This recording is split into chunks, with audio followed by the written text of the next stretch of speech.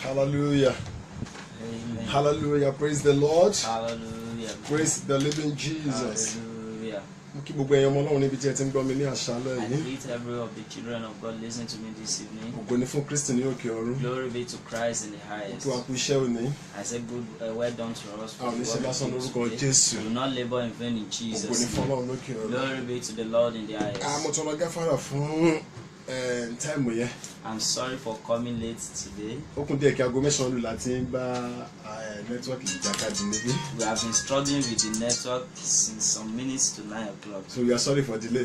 Ẹ má bínú pé a dá yín dúró. It's for the glory of God. Fún ògo Ọlọ́run It's ni. at the word with us in the name Yóò of dára fún wa Jesus. lórúkọ Jésù. Let's pray together before we go Ẹ jẹ́ into àjọ the word of gbàdúrà ká God. tó lọ sínú ọ̀rọ̀ I Ọlọ́run. have a powerful topic to share with us Mo ní today. àkòrí tó lágbára láti bá wa sọ̀rọ̀ lórí And we lónìí. have to pray some prayer, A sì ní láti gba àwọn àdúrà kan. and I'm very sure you will not do it Ó sì in dá vain. mi lójú pa òní ṣe So lásán I nínú need rẹ̀. your full concentration. Mo nílò kí a wà níbí pẹ̀lú mi A pẹ̀lú topic gbogbo like ọkàn. this Àkòrí bí eléyìí, needs someone to prepare ó himself. nílò èèyàn láti gbáradì. That I want to hear a changing life message. Wípé mo fẹ́ gbọ́ àkòrí tó máa ń yí ayé èèyàn padà. And as you are going with Bí me, a sì ṣe ń bá mi lọ, I pray that the Spirit of God will lead you, mo gbàdúrà pé ẹ̀mí Ọlọ́run á máa darí and yín. you will not hear in vain in the name A ò of sì ní gbọ́ Jesus. lásán lórúkọ Jésù. Glory be to the name of Ògo Jesus. ni fórúkọ Father, Jésù. in the name of Jesus. Amen. Everlasting Father, we thank you for today. Thank you, Lord. We glorify your name for your protection over our Thank you, life. We Jesus. say thank you for all our sister, brothers, home and away. Thank you, We say Daddy. thank you for your protection over them. We say thank you for guiding them. We say thank you for Jesus. providing them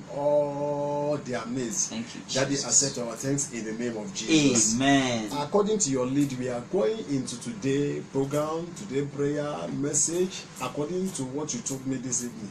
Daddy Lord, I want you to prove yourself. I want you to manifest yourself in a mighty way, in a way that everyone that is hearing my voice this evening will have their own testimony. Daddy, go with us in the name of Jesus. Amen. As we are going, Daddy, go with us. Amen. Speak through me. Amen. Speak through me. Amen. Speak through me. Amen. What these people need to hear about their life, what these people need to hear that will cause a sudden turnaround in their life. Daddy, speak it through me in the name of Jesus. Amen. At the end of everything, oh Lord, let all glory, honor belongs to you. Amen. For in Jesus' mighty name we pray. Amen. A louder amen. Amen. A louder amen. Amen. Anywhere you are hearing me now, Ibikíbi tí ẹ bá ti ń gbọ́ mi I'd like báyìí, you if you can share this message yóò wù mí tí ẹ bá lè máa fi àkòrí ìṣọwọ́ as you are watching at the same bí time. ẹ ṣe ń wò mí bákan náà. And anywhere that you need to type amen, Ibikíbi tí ẹ bá sì ti nílò láti ṣàmì, make sure you echo powerful rí amen. dájú pé o ṣàmì tó ní agbára. You may not see me one on one, O lè má rí mi ní but ojúkorojú, if you have faith in the Lord, ṣùgbọ́n tí o bá ní ìgbàgbọ́ nínú as you are Ọlọ́run, seeing me in this video, bí o ṣe ń wò mí nínú I am amóhùnmáwòrán very yìí, sure that you will catch your ó dá testimony. mi lójú pé wàá rí ẹ̀rí rẹ̀ Some gbá people mú. have been having testimony already, Àwọn kan ti ní ẹ̀rí and tẹ́lẹ̀, I'm very sure ó sì dá mi lójú this evening ní ìrọ̀lẹ́ you òní. will have your own Wàá testimony in ní the ẹ̀rí name tiẹ̀ náà of ní Jesus. orúkọ Jésù. What am I trying to say Kí is ni mo ń that gbìyànjú àti we sọ? want to examine a powerful topic A fẹ́ together gbé today. àkòrí tó ní agbára wò ní àṣálẹ́ A òní. life change topic. Àkòrí tó máa ń yí ayé A èèyàn topic padà. that can cause sudden change Àkòrí tó máa ń jẹ́ kí ìyípadà in òjijì wà someone's life. nínú ayé ènìyàn. What is my theme today? Kí ni àkòrí tí mo ní lónìí fún I wa? target your age Mo pè ọ́ ní ọjọ́ orí rẹ and your àti testimony. àwọn ẹ̀rí rẹ. Your age Ọjọ́ orí rẹ and your àti testimony. ẹ̀rí rẹ. Your age Ọjọ́ orí rẹ and your àti testimony. ẹ̀rí rẹ. Before we go far, Kí a tó lọ jìnnà, join me in the book of Psalm 90. ẹ bá mi pàdé nínú ìwé I Sáàmù will quickly àádọ́rùn-ún. read verse 12. Màá sáré ka ẹsẹ̀ kejìlá So rẹ̀. teach us to number our days, Kọ́ wa láti máa ka iye ọjọ́ that orí we wa. may gain a heart of Tí ó wisdom. bá lè tọ́ wa sí ipa Teach ọgbọ́n. us to number our days, kọ́ wa bí a ti mú that ọjọ́ we orí wa. may gain a heart of wisdom. Kí àwa kí o lè fi ọkàn wa sí ipa That we ọgbọ́n. may gain a heart of wisdom. Kí àwa kí o lè fi ọkàn wa sí ipa In ọgbọ́n. life today, Nínú ayé lónìí, many people suffer. ọ̀pọ̀lọpọ̀ àwọn èèyàn náà ń They jìyà. are complaining. Wọ́n ń rárùn All because nítorí pé devil make them to be an ignorant of what they supposed to know. èṣù jẹ́ kí wọ́n jẹ́ òpè sí ohun tó yẹ kí But wọ́n I mọ̀. am here this evening Ṣùgbọ́n mo wà níbí lóru ní to ìrọ̀lẹ́ share with òní us láti bá wa pín a life change topic. àkòrí tó máa ń yí ayé A ènìyàn topic padà. that can change your life. Àkòrí tó lè yí ayé rẹ A padà. topic that can make you to think right. Àkòrí tó lè jẹ́ kó ronú bó ṣe A yẹ. topic that can make you to flashback to know where you are fought. Àkòrí tó lè jẹ́ kó ronú pé àdàkó jẹ́ Where kó to, mọ ibi tó ti kùnà. to redeem some certain things about your Ibi life. tó yẹ kó ti yí àwọn nǹkan padà Where nípa to ayé rẹ. amend some certain things about your Ibi tó yẹ future. kó ti tún àwọn nǹkan kan ṣe nípa ọjọ́ Where iwájú to rẹ. amend some certain things in your today. Níbi tó yẹ kó ti tún àwọn nǹkan kan ṣe nípa Your ọjọ́ òní age rẹ. and your Ọjọ́ testimony. orí àti ẹ̀rí rẹ. When we are talking about age, Nígbà tí a bá ń sọ̀rọ̀ ọjọ́ orí, what is kí ni age? ọjọ́ orí? What is age? Kí ni ọjọ́ orí? Age is the number of the day of the year or years that you have spent on earth. Ọjọ́ orí jẹ́ òǹkà iye ọdún tí o ti lò ní The ayé. number of days Òǹkà ọjọ́ or years tàbí ọdún that you have spent on eléyìí tí o ti earth. lò lórí ilẹ̀ ayé. And likewise, Bákan náà, age is like a vehicle that have no reverse. ọjọ́ orí dàbí ọkọ̀ tó jẹ́ pé ó máa ń lọ síwájú ni kò ní ìpadà Something sẹ́yìn. that you cannot Ohun tí reverse. o lè dá padà. Something that you cannot Ohun tí o reverse. lè dá padà. Ah, in my yesterday, Ní àná mi, I forget to do mo something. gbàgbé láti ṣe nǹkan I kan. forget to pick Mo something. gbàgbé láti mú nǹkan. Maybe when you clock the age of 30 Bóyá years, nígbà tó pé ọmọ ọgbọ̀n ọdún. you now remember that at the age of 17 Ó years, wá rántí pé nígbà tó pé ọmọ ọdún there is something mẹ́tàdínlógún. that you supposed to Ó do ní ohun kan tó yẹ kó ṣe. and you did not do it then. Ṣùgbọ́n ò ṣe é nígbà So náà. you now decide to go back, Ó wá pinnu láti padà. to Padà that same sí year, ọjọ́ yẹn to gangan. go and pick what you have forgotten Láti there. lọ mú ohun tí o gbàgbé It is níbẹ̀. impossible. Kò ṣeé ṣe o. Age Ọjọ́ orí cannot be kò reversed. ṣeé dá padà. Age Ọjọ́ orí is ó irreversible. jẹ́ ohun tí ò ṣeé dá padà. Something that cannot be Ohun tí ò reversed. ṣeé dá padà ní ọjọ́ Among orí. everything that God Láàrin created, ohun gbogbo tí Ọlọ́run dá, age and times, ọjọ́ orí àti nígbà they work together. ọjọ́ orí àti àkókò jọ ń ṣiṣẹ́ Time papọ̀ was the ni. one controlling our age. Àkókò ni ó ń ṣàkóso ọjọ́ You orí wa. cannot reverse time. Ẹ ò lè dá àkókò padà. Likewise, you cannot reverse your age. Bákan náà ò lè dá ọjọ́ orí You padà. cannot reverse your Ẹ age. ò lè dá ọjọ́ orí padà. So the reason why I'm sharing this topic to you, Èrèdí tí mo fi ń bá wa pín àkòrí I yìí. want everybody, I want you as a person to consider your Mo age fẹ́ kí ìwọ gangan fúnra rẹ̀ gẹ́gẹ́ èèyàn kó gbé àkòrí and ọjọ́ orí rẹ̀ flash wò. back to know where something have gotten wrong Kí o sì in your padà life. sẹ́yìn láti mọ ibi tí nǹkan ti dàrú Because nínú if ayé you rẹ̀. hear a topic like this Nítorí tí o bá gbà àkòrí bí and you did eléyìí not know where something went tí o wrong, sì mọ ibi tí nǹkan ti that bàjẹ́. simply means you did not consider your Eléyìí age. túmọ̀ sí pé o gbé ọjọ́ orí rẹ̀ wò Age fínífíní. is just a number. Ọjọ́ orí kan jẹ́ òǹkà In lásán. life today, Nínú ayé lónìí, many people are growing in age. ọ̀pọ̀lọpọ̀ èèyàn ló ń dàgbà ní They ọjọ́ are orí. growing in Wọ́n ń age, dàgbà ní ọjọ́ orí. marking their birthday, Wọ́n ń ṣe ayẹyẹ ọjọ́ ìbí 30 wọn. years birthday, Ọjọ́ ayẹyẹ ọjọ́ ìbí 40th birthday, ọgbọ̀n, 50 years ogójì, birthday, àádọ́ta and so on. àti bẹ́ẹ̀ bẹ́ẹ̀ lọ. But as they are growing in Ṣùgbọ́n age, bó ṣe ń dàgbà ní ọjọ́ orí, they did not growing in wọn ò testimony. dàgbà nínú ẹ̀rí wọn. Once you are growing in age Nígbà tó bá ń dàgbà ní ọjọ́ orí and you did not grow in tí o sì testimony, dàgbà nínú ẹ̀rí, there's no how you can have what you can use to boast in your age. kò sí ohun kankan tó lè fi mú yangàn ní ọjọ́ What orí you rẹ. can use to Ohun boast tó in lè your fi mú age. yangàn ní ọjọ́ orí Ìdí rẹ. nìyí tí Dáfídì tó fi wọ nínú àyọkà àdúrà rẹ̀ wípé That's the reason why David considered it in his kó quote wa that ká máa ka iye teach ọjọ́ wa, us to number our days. kó wa ká máa ka iye Teach ọjọ́ us to wa number our days kí ó lè máa fi ọkàn wa sípa ọgbọ́n. that we may apply hearts Kó unto wa kí a wisdom. máa ka iye ọjọ́ wa Teach us to number our days kí ó lè máa ká fi ọkàn wa sípa ọgbọ́n. that we may apply hearts unto Ojúlówó ọmọ wisdom. Ọlọ́run A genuine child of God ó gbọ́dọ̀ máa kíyèsí ọjọ́ orí rẹ̀ must consider his age àti ẹ̀rí rẹ̀ and pẹ̀lú his ọgbọ́n Ọlọ́run. testimony with the wisdom of Èèyàn God. láti jókòó lọ́jọ́ You kan. have to sit down one day. Mo máa ń dàgbà. I'm growing. Ǹjẹ́ bí mo ṣe ń dàgbà yìí? As I'm Ẹ̀rí going, mi ń dàgbà pẹ̀lú is mi. my testimony growing Ṣé mo with ní me? nǹkan àgbà? Am I having the things Àbí mo that kàn will ń make kún me fún an adult? ọjọ́? Am I just filling of mò ń age? kéré ní ẹ̀rí, That but decreasing in mò ń kún testimony. fún ọjọ́, I'm full of days, mò ń kéré ní but ẹ̀rí. decreasing in testimony. Ẹ̀rí rẹ Your àti testimony ọjọ́ orí and rẹ your age, wọ́n jẹ́ ohun kan náà tí wọ́n gbọ́dọ̀ máa dàgbà papọ̀. they are supposed to be growing together. Bí o ṣe ń dàgbà ní ọjọ́ As orí, you are growing in age, o gbọ́dọ̀ máa dàgbà ní you ẹ̀rí. are supposed to be growing in Bí testimony ènìyàn as bá ń well. dàgbà ní ọjọ́ orí, If a man is growing in tí age irú ẹni bẹ́ẹ̀ ò dàgbà ní and ẹ̀rí, such is not growing in èyí túmọ̀ testimony, sí wípé this means that ohun kan ti sọnù, something is missing. ohun kan ti jábọ́ Something níbi has kan. gotten wrong Tí irú somewhere. ẹni bẹ́ẹ̀ gbọ́dọ̀ ṣe àwárí That padà. such needs to locate back. Láì jẹ́ bẹ́ẹ̀, If not so, ayé bí akàn máa lọ. such life will just be Láì going ní ohun àrítọ́ka sí. without having anything to point at. Ọ̀pọ̀lọpọ̀ ènìyàn Many of the people, ló ti wà ní 40 ọdún. they are at age 40, Ṣùgbọ́n láti bí ọmọ 30 ọdún but since they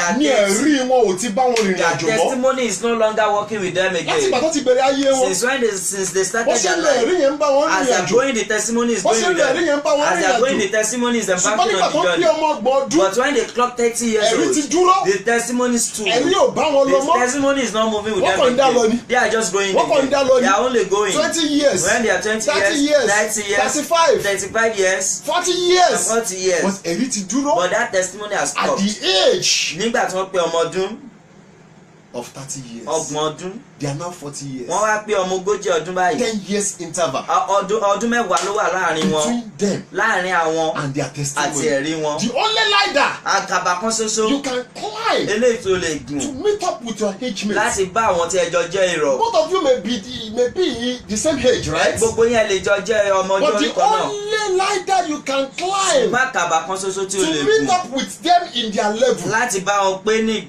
ìpele tiwọn, is your testimony. òun ni ẹ̀rí rẹ̀.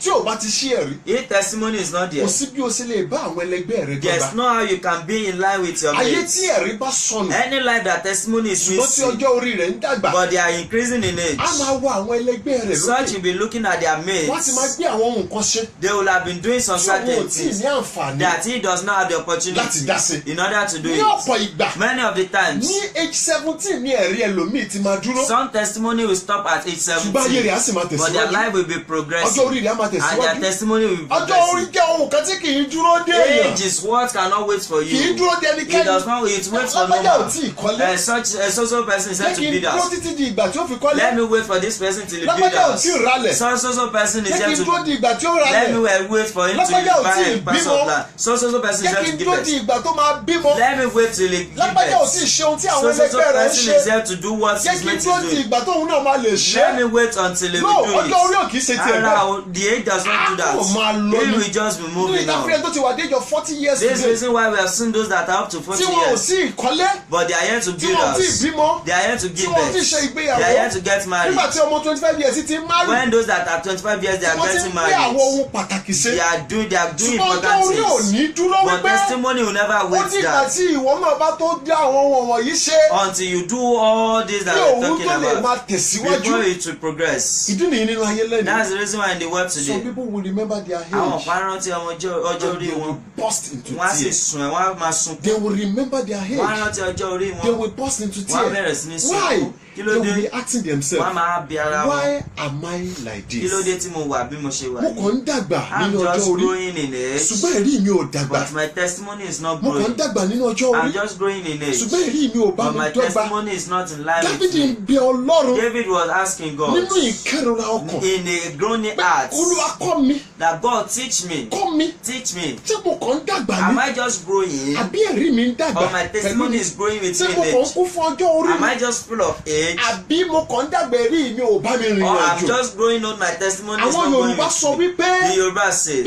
kò bá ní nǹkan that àgbà, if you don't have the things of the elder, bí èwe lèèyàn máa rí. someone will just be like a Èyí kid. túmọ̀ sí wípé This means that bí o bá ti wà dé age of 60 when years, you are at the age of 50, ṣùgbọ́n 60 tí years, ẹ̀rí rẹ̀ ò ju tọmọ 20 but years your lọ, testimony is not more than that of 20 bí ayé years, 20 years ló mọ you máa will gbé. be living a life of 20 years old. Àwọn tí ẹ̀rí rẹ̀ sì bá dọ́gba, Those that your testimony are still in line àwọn with, lẹ́jọ́ wà ní kàtígórì those are kan the náà. people that you've been in same Ṣùgbọ́n nígbà tí ẹ̀rí category. rẹ̀ bá ń gòkè sí, But when your testimony is wàá máa ascending, bá àwọn tí ẹ̀rí wọn ti gòkè dé ìpele tí o ti dé nínú you ẹ̀rí. yourself you'll be in line with those that your Wàá máa testimony bá are in wọn line gòkè with. bákan You náà. will be mounting Ìdí up with púpọ̀ of Genesis chapter 15, nínú ìwé Genesis orí around kẹẹ̀dógún verse 2, níbi ẹsẹ̀ kejì Abraham cried unto the Lord. Abraham sunkún sí Kí ló Ọlọ́run. tí ìwọ fẹ́ fi fún mi What is gangan? it that you want to give to Olúwa me? kí ló fẹ́ fún mi? Lord, what is it that you Mo want to sá give ń me? lọ náà. I am just Mo ń going. dàgbà. I'm growing old. Ọjọ́ tí ń lọ lórí Days mi is going láì lọ́mọ without láyé. having a Why child. Abraham mentioned this Kí ló statement? dé tí Abraham fi dá Why ìpele yìí? Abraham cried out? Kí ló dé tí Abraham fi He sunkún cried jáde? because he considered his Ó age. sunkún nítorí pé ó gbé That ọjọ́ I orí rẹ̀ am wò. growing in Pé mò ń age. dàgbà ní ọjọ́ orí. But there is a testimony. Ṣùgbọ́n ẹ̀rí kan wà. There is a particular Ẹ̀rí testimony kan wà. that my life has been waiting for. Eléyìí tí ayé mi ti ń dúró That dè. my life has been searching Eléyìí tí for. ayé mi ti ń wá That people has káàkiri. been expecting. Eléyìí tí àwọn èèyàn That ti ń as this retí. man was Wípé growing, bí arákùnrin ṣe ń he's dàgbà supposed to o. have this Ó ní láti ní àwọn ẹ̀rí He's báyìí supposed to báyìí. grow with so Ó ní láti ní ẹ̀rú àwọn ẹ̀rí But báyìí báyìí. Abraham was growing. Ṣùgbọ́n Abraham ń dàgbà. Growing. Ó ń dàgbà. Growing. Ó ń dàgbà. But that testimony Ṣùgbọ́n ẹ̀rí yìí was not kò manifest. farahàn nínú But ayé a rẹ̀. day like Ṣùgbọ́n ní this, ọjọ́ bí he eléyìí, cried unto the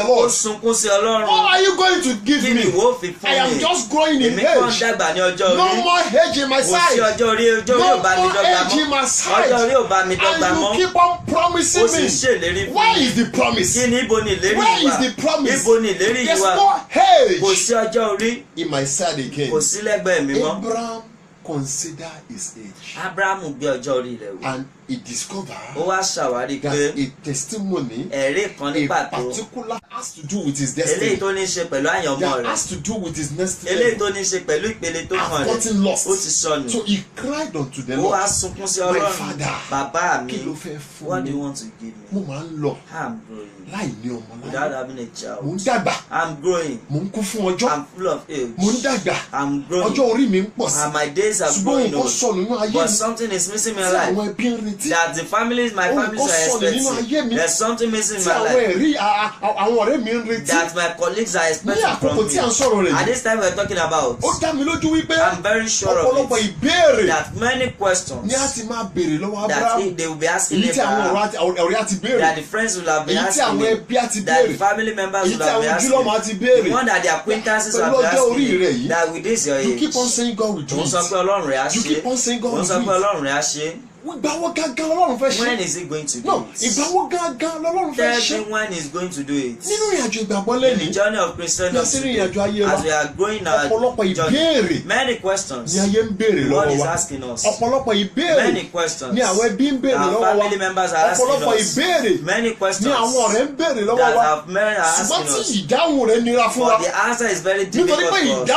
ìdáhùn ìbéèrè yìí, Because the answers to this òun gangan ni question, ẹ̀rí. there's the Ẹ̀rí testimony. gangan ló sopọ̀ mọ́ And that ìbéèrè. testimony is in line Èyí with tí àwọn the ènìyàn yìí questions ń béèrè. that these people are asking Fún àpẹẹrẹ. for. For an example, Èèyàn tó ti ṣe ìgbéyàwó. someone that the person that is married Ó ti lé ní ọdún mẹ́ta, more than 3 years Ọdún ago, mẹ́rin. 4 years ago, Ọdún márùn-ún. 5 years, ṣùgbọ́n kò tí ì sí ọmọ but níbẹ̀. there's no fruit of womb Nígbà tó in bá ń it. kọjá lọ ní agbègbè But when kan, it's going in a tàbí certain ní state, àdúgbò kan, or a part of a àwọn ènìyàn bẹ̀rẹ̀ certain sí ní vicinity, kí. people will be asking him, Ẹkújọ́ mẹ́ta o, well done, àwọn ọmọ ń kọ́ what o. of your children? A sọ pé ọmọ ń bẹ. They will say they have. Ṣùgbọ́n gbà tó bá kórè dé ọmọ But tó, when he left that place, Nǹkan kan máa sọ fún un. something will be telling sọ her pé ẹ̀rí that. tó sọ Do you know that the testimony that is òun ni ayé ń missing, bí that's ẹ̀rí. what the word is Sọ pé asking. ẹ̀rí tí o kò Do tí ì you know ní. that the testimony you are here to Òun ni ayé ń have, bí that's what the ẹ̀rí. word is asking Irú ẹni bẹ́ẹ̀ you. lè délé, Such can get ó home bú sẹ́kún. and burst into Nítorí pé tears. ọjọ́ orí rẹ̀ ń dàgbà. All because the Àwọn ayé ti age mọ̀ is wípé ó ti tó ascending. bímọ. And the world knows that he's supposed to get Ìdí nìyẹn tó fi ń béèrè lọ́wọ́ rẹ̀. That's why they are asking him. Ọ̀pọ̀lọpọ̀ ohun láti tó ní. Many things we are supposed to have. Ọ̀pọ̀lọpọ̀ ohun láti tó gbé sí. Many things we are supposed to Tí ayé sì ń implement. béèrè lọ́wọ́ wa. And the world is still asking Nítorí pé wọ́n mọ̀ us. pa ti tó gbé Because sí. they know that we are supposed to have done Ọ̀pọ̀lọpọ̀ it. ipò ló yẹ ká ti wà. Many levels we are supposed Tí to ayé have sì ń fojú attained. rẹ̀ wò wá. But the world is looking at Nítorí us pé as if wọ́n we mọ̀ have bóyá ká ti attained wà it. níbẹ̀. Because they know we are supposed to Ohun have tí ayé attained fojú it. rẹ̀ wò wá yẹn That gangan. which the world is looking at gangan us ni that ẹ̀rí way. tí ayé ń That's retí. the testimony that the world is Ipò tí ayé expecting. fojú rẹ̀ wò wá That yẹn position gangan. that the world is Òun looking at gangan us. ní ipò tí wọ́n expect That's the wípé position that they are ó expecting yẹ us. kí ènìyàn ti wà. That a man should be Níwọ̀n ìgbà operating. tí o ò bá ti dé ipò In yìí, as much as he has to get to kò sí this bó ṣe lè position. ní ìdáhùn. Yes, know how you can have Eléyìí tí ayé answer ń béèrè. that the world is asking you. Ṣùgbọ́n mo pa ní àṣẹ. But I decree. Gbogbo etí tó ń gbọ́ mi ní àṣálẹ́ yìí. Every ears listening to Gbogbo me ojú this tó ń wò mí evening. níbi kí wọ́n ti Every ń wò eyes mí. listening to to me, ní hear me àṣálẹ́ wherever you are yìí listening to me. ìbéèrè tó ṣòro That dáhùn question that is very hard èyí to tí àwọn ayé answer, ń béèrè that the lọ́wọ́ world is rẹ asking you, pẹ̀lú àṣẹ with the ìdúró authority of the ní Almighty àṣálẹ́ yìí God, gba this ìdáhùn evening, rẹ receive answers, gba ìdáhùn rẹ receive answers, gba ìdáhùn rẹ receive answers, gba ìdáhùn rẹ receive answers, gba ìdáhùn rẹ receive mo answers. sọ pẹ̀lú àṣẹ ni tó bá I ọ̀run speak àti this with the ayé authority of the creator of ìbéèrè heaven tó and ń earth. gbomijé lójú That rẹ question that enable tó jẹ́ you pé to gbogbo ìgbà tí cry, ayé bá that bí ọ́ whenever the world nígbà asks tó bá you, padà sí when you go back wàá bọ́ home, sínú you ìrònú burst into pé tears, ọlọ́run you ìgbà wo begin ló fẹ́ to ṣe think, gan that God when I go to wọ́n tún ti do béèrè it, lọ́wọ́ they've mi asked me wọ́n tún ti again, bí mi pọ̀ they kọ́ńkọ́ asked me that what of wọ́n my tún ti bí mi husband, pé ọmọ ń they've kọ́ asked me what of my ìgbà wo ni ìwọ children, ọlọ́run fẹ́ ṣe when are you going to do mo it, O ká ní God? àṣẹ ní I àṣálẹ́ declare ìgbẹ́jọ́ tonight, ọlọ́run tó dá ilé àti God that ẹ̀kọ́ rẹ̀ created the heaven and the ọlọ́run tó mọ earth, gbogbo tó sì lè God ṣe that knows everything and he can do ìbéèrè tó ń it, gbọ́ omi jẹ́ that lójú question that rẹ̀ enables you to ìbéèrè tí cry, àwọn ẹbí ń that béèrè question that the family ìbéèrè is tí asking àwọn you, ọ̀rẹ́ ń the béèrè one that your friends are ìbéèrè tí àwọn asking you, alábàáṣiṣẹ́pọ̀ the rẹ̀ ń one that your béèrè co-workers eléyìí are tó ń gbọ́ omi asking, jẹ́ lójú that rẹ̀ enable you to ó yá gba cry. ìdáhùn ní Receive àṣálẹ́ answers to tó them bá jẹ́ tonight. pé ọmọ ni If of a ó yá is a gbà ní child, orúkọ receive Jésù it. tó bá jẹ́ pé iṣẹ́ If ni it is ó work, yá gbà ní orúkọ receive it Jésù tonight. tó bá jẹ́ pé ọkọ ni If it's your ó yá gbà ní husband, orúkọ receive it Jésù this tó bá jẹ́ evening. pé aya If ni it's your ó yá wife, gbà lórúkọ receive it Jésù in tó pé Jesus' name. ìbéèrè Every tó ò rí question dáhùn that you cannot tó answer, sopọ̀ mọ́ ẹ̀rí that is in line tó with your bá ọjọ́ orí rẹ̀ testimony, rìn that àjò is working with ní your àṣálẹ́ yìí tonight, gbà ní orúkọ receive Jésù it in the name gbà of ní orúkọ Jesus. Jésù Receive it in the gbà ní name orúkọ of Jésù Receive it in the name in of the journey of life Nínú today ìrìn àjò ayé lónìí, we have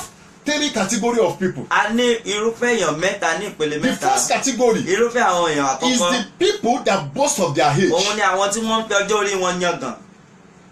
Age, Wọ́n fi ọjọ́ orí wọn yangàn. but without testimony. Ṣùgbọ́n kò sí ẹ̀rí níbẹ̀. A age without Ọjọ́ testimony, orí tí ò bá ti ní it ẹ̀rí, is an ordinary number. ó jẹ́ òǹkà You lásán. full of age, O kàn kún fún ọjọ́ but orí, you lack of ṣùgbọ́n testimony. ẹ̀rí kò ní You ẹ̀rí. just full of number. O kàn kún fún òǹkà You lásán just ni. full of O number. kàn kún fún òǹkà If lásán you ni. see a life Tí o bá rí ayé, that is boasting of age, eléyìí tí wọ́n fi ọwọ́ but ọjọ́ orí their wọn sọ̀yà, life, the lack of ṣùgbọ́n testimony, wọn ò ní ẹ̀rí, you will see group of people like that. wàá rí irúfẹ́ àwọn èèyàn They bẹ́ẹ̀. will be working under age that is below their age. Wọ́n á máa ṣiṣẹ́ lábẹ́ ọjọ́ orí tó kéré sí They ọjọ́ will orí wọn. be doing yes sir Wọ́n á máa ṣe sà. for people that they can born. Wọ́n á máa tẹríba fún People àwọn tí that wọ́n they tó can bí have lọ́mọ. like a son, Fún àwọn tí wọ́n lé like ní a bí ọmọ. daughter. They Gẹ́gẹ́ will bí be doing ọmọbìnrin. yes sir for Wọ́n á them. máa ṣe wọ́n á máa Why? bọ̀wọ̀ fún wọn. Something have gotten lost Nítorí pé nǹkan ti sọnù in their life. nínú ayé They wọn. are boasting of age, Wọ́n kàn fọjọ́ orí wọn yangàn. but the lack of Ṣùgbọ́n testimony. wọn ò ní ẹ̀rí. The second category of people Irúfẹ́ àwọn èèyàn kejì, that we have on earth èyí today tà ní nínú ayé is lónìí. the people that boast of history.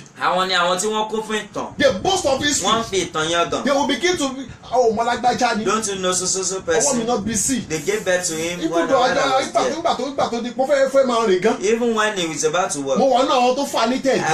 I was among those Ṣùgbọ́n that lágbájá went tí into wọ́n ń work. júwe rẹ̀ But yìí, this also person that they ó are ti lọ jìnnà describing, nínú ayé. he has went far Ó in ti the rìn world. jìnnà He has gone Ṣùgbọ́n far. ayé tiwọn, But the ó short sì wà life ní ipò àná. is still in the place of Níbi that tí wọ́n ti yesterday. fa lágbájá ń tẹ̀tẹ̀ yẹn. Where they are labeled so person to Ọ̀tọ̀ work. ní ìtàn, There's difference between story ọ̀tọ̀ lọ́jọ́ orí. and there's also another Ọ̀tọ̀ ní thing. ẹ̀rí. And another thing is Bí ayé èèyàn testimony. bá kún fún ìtàn, If your life is full of history, ìtàn kì í gbé ní gòkè. history does not allow someone to be Ìtàn kì í elevated. ṣe àkàbà. History is not a ladder. Bí ènìyàn bá mọ ìtàn, If you know a ti history, gbọ́ nípa àwọn nǹkan tó mọ ìtàn we have lórílẹ̀-èdè heard yìí. of some that knows the Nínú history of àwọn tó this. ń gbélé làwọn èèyàn lọ ń bá But wọn. people still go and meet them They where they are will ask for living. history. Wọ́n á máa béèrè They ìtàn. will give it to them. Wọ́n á máa fún wọn. Wọ́n á padà wá. They will come back. Ṣùgbọ́n ìtàn tó mọ̀ yẹn ò gbọ́ But kó ní ipò. that story that they know does Nítorí not pé take them ìtàn away. kì í ṣe àkàbà Because history is not a tí ladder ń gbé ní gòkè. that will propel someone. Àwọn Yorùbá sọ wípé The Yoruba says àríṣe òun làríkà. that is what you are unable to do, that's what you point Ohun tí to. oríṣe tá à ń sọ nípa What rẹ̀ you are yìí able to do that we're talking òun ní about. àwọn ẹ̀rí Those are the testimonies eléyìí tí o ti ní lórí ilẹ̀ that you are rẹ̀. able to, that you have on surface of Àwọn ohun tí o earth. ti achieve. Those things that you are able to achieve. Your achievements. Àwọn ohun tí o ti gbé Your ṣe. achievements. Àwọn tí o ti rí Your gbà. achievements Àwọn ohun tí o ti rí is ṣe. your testimony. Àwọn ni àwọn ẹ̀rí Maybe rẹ. your children. Bóyá àwọn ọmọ rẹ ni Maybe o. people that know Christ Àbí àwọn tí o through mọ you. Kristi People nípasẹ̀ that rẹ. you win into Christ. Àwọn tí o pè ọkàn wọn wọnú They may be Kristi. your Wọ́n lè testimony. jẹ́ ẹ̀rí rẹ. That is the testimony. Ẹ̀rí nìyẹn. Not history. Wọ́n ṣe ìtàn. You will see some people. Wàá rí àwọn kan. Me, I've spent more than 40 years in Christ. Èmi ti lò ju 40 ọdún lọ nínú More than Kristi. 40 years Mo in ti lò Christ. ju 40 ọdún But lọ they nínú Kristi. cannot point of anything they Ṣùgbọ́n have wọn lè achieved. tọ́ka sí nǹkan kan tí wọ́n Both ti ṣe spiritual nínú ẹ̀mí and physically. àti nínú ara Why? ọ̀nà kí ló dé? They are just growing. Wọ́n kàn ń dàgbà. But the lack of Ṣùgbọ́n kò sí testimony. ẹ̀rí. So they will not begin to make an history. Wọ́n á bẹ̀rẹ̀ sí ní sọ ìtàn. Àwọn ọmọ kéékèèké tó ẹsẹ̀ wọlé Even the lẹ́yìn wọn. little ones that just Àwọn tó come ẹsẹ̀ wọnú after them, ìgbàgbọ́. those that are just Lẹ́yìn born táwọn ti pẹ́ nínú regenerated, ìgbàgbọ́. when they are Àwọn tó ẹsẹ̀ ń belonging, practice ìgbàgbọ́. those that are started Nígbà táwọn ti lé níbi 20 years when nínú they are more ìgbàgbọ́. than 20 years in the Wọ́n bẹ̀rẹ̀ sí ní sọ ìtàn Christendom, wọn. they begin to tell Bàtẹ́lẹ̀ their yìí wọnú story. church. When this one entered Báyìí ló the ṣe bẹ̀rẹ̀ church, ayé rẹ̀. that's how he started his Bàtẹ́lẹ̀ yìí life. gbàgbọ́. When this one Báyìí ló ṣe believed, bẹ̀rẹ̀ that's how ayé he rẹ̀. started his life. Eléyìí ṣiṣẹ́ fún Kristi. This one worked for Christ of Àìmọye ọkọ̀ ló the jèrè truth. fún We Kristi. won many souls for Christ. Eléyìí rìnrìn àjò This ìgbàgbọ́. one embarked the Tọ́wọ́ journey sọ of nípa àwọn tó Christendom. practice We are faith. talking about those that Eléyìí practice their practice faith. faith. This one But they practices have faith. nothing to Ṣùgbọ́n practice. àwọn ò ní nǹkan kan Why? láti ṣe kí ló dé? Their life Ayé wọn is under history. ó wà lábẹ́ ìtàn. They don't have testimony. Ṣùgbọ́n wọn ò ní The ẹ̀rí. third category of people Irúfẹ́ àwọn èèyàn kẹta. is the people that boast of testimony. Àwọn ni àwọn tí wọ́n ń fi ẹ̀rí yan gan. People that boast of Àwọn testimony. tí wọ́n ń fi ẹ̀rí yan gan. Anytime people that boast of testimony remember their age, Nígbàkigbà tí àwọn tó bá ń fi ẹ̀rí yan they gan bá rántí ọjọ́ always orí wọn, give to glory to God. wọ́n máa ń fi ògo fún Ọlọ́run. Why? Kí ló dé? Their age, their testimony Nítorí pé ọjọ́ orí wọn àti ẹ̀rí make wọn, their age to meet up ọjọ́ orí wọn ń jẹ́ kí ẹ̀rí wọn with their age ó ń mates. jẹ́ kí wọ́n wà ní dọ́gba Their pẹ̀lú àwọn testimony ẹ̀rí wọn. catapult them Ó ń fi wọ́n ṣọwọ́ beyond their age mates. ju àwọn tí wọ́n jọ Their jẹ́ ẹ̀rọ age mate lọ. was looking at them on Àwọn top. ẹ̀rọ wọn ń wò wọ́n lókè. That ẹni yìí ti gòkè. That this person has Ẹni yìí ascended. ti rìn jìnnà. This one has gone Ẹni up. tí go far nínú ayé. This one has gone far in Kí the ló fà á? world. What? Ohun tó ń gbé ènìyàn gòkè. That which propel Òun one. ni ẹ̀rí. That is the Ohun tó ń testimony. kẹ́niyàn ẹnu ènìyàn tó ẹgbẹ́ láwùjọ. That which enables someone to have sense in the Òun ni ẹ̀rí. vicinity. The Ohun tó ń mú association is kẹ́niyàn ní testimony. ìfọwọ́sọ̀yà. That which enables you to be Níbi boastful. gbogbo téèyàn bá dé Wherever láyé. you get on it, Òun ni is your ẹ̀rí. So tó testimony. bá gbé ìgbé ayé When you are rẹ living your life, tó kàn ń dàgbà that you are just nínú increasing ọjọ́ orí. in days, Ṣùgbọ́n tí ẹ̀rí but rẹ your testimony tí kò bá ọ dàgbà. is not growing with Èyí you. túmọ̀ sí This wípé means that ohun kan sọnù. something is missing. Ohun kan sọnù. Something is Kí ló missing. wá ń ṣokùnfà rẹ̀? What caused it? Tí ọ̀pọ̀lọpọ̀ ń kún fún ọjọ́ orí That lẹ́yìn. some will just be full of age today, Ṣùgbọ́n but tí wọn ò kún fún ẹ̀rí. that they are not full Wọ́n of àkọ́kọ́ tí mo fẹ́ ká mọ̀ ní testimony. wípé One the thing I want us target to of know, enemy èrò ìlépa àwọn ọ̀tá to every sí mankind gbogbo ẹ̀wọ̀n èèyàn pátápátá, is their testimony. òun ni ẹ̀rí wọn.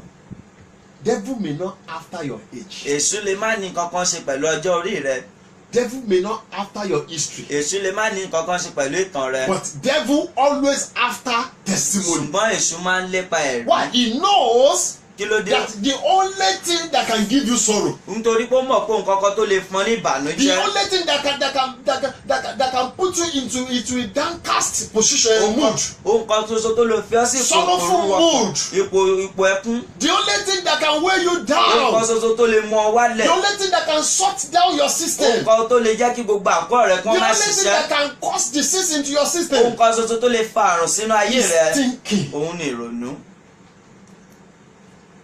And no one will remember his age Kò sí sẹ́ni tó máa rántí ọjọ́ orí rẹ̀ without testimony. láìsí ẹ̀rí. They will not think. Tí ẹrú ẹni bí ò ní rẹ ronú. I think you are hearing what I'm saying. Mo rò pé ẹ̀ ń gbọ́ No ohun tí mo one sọ. will think of his Kò age sẹ́ni tó máa ronú ọjọ́ orí rẹ̀ without testimony láìsí ẹ̀rí níbẹ̀ that will not tí ò think. ní ronú. You remember your age Ó rántí ọjọ́ orí rẹ̀, and you discover you did not have ó sì testimony ṣàwárí pé ò ní ẹ̀rí. and you are not thinking. Ó sì ronú. No, something have gotten Ohun lost kan ti sọnù in your life. nínú You ayé need to rẹ̀. think very O well. ní láti What ronú is wrong dáadáa. with me? Kí ló ń ṣe I mí? am growing in Mo age kàn ń dàgbà ní and I ọjọ́ do orí. not have Mi ò sì ní testimony. ẹ̀rí. I am celebrating my Mo age, ń ṣe ọjọ́ ayẹyẹ but I ọjọ́ do not have bí testimony. ṣùgbọ́n mo ò ní ẹ̀rí. What am I Kí ni celebrating? mò ń ṣàjọyọ̀ The rẹ̀? target of devil Ìlépa èṣù, is your testimony. òun ni ẹ̀rí So rẹ̀. that is the reason why Ẹ̀rẹ̀dí nìyí. most of the time Ọ̀pọ̀lọpọ̀ ìgbà devil will cause a lot of things èṣù á jẹ́ kí ọ̀pọ̀lọpọ̀ nǹkan ṣẹlẹ̀ in a way to waste your ní time, ọ̀nà láti fi in àkókò a rẹ̀ way ṣòfò. to waste your Ní time, ọ̀nà láti fi in a àkókò way rẹ̀ to ṣòfò. allow your age mates Ní ọ̀nà láti fi àyè to gba go àwọn tí far, ẹjọ́ far, jẹ́ ìrọ̀ far, láti far, lọ far, far, jìnnà. far,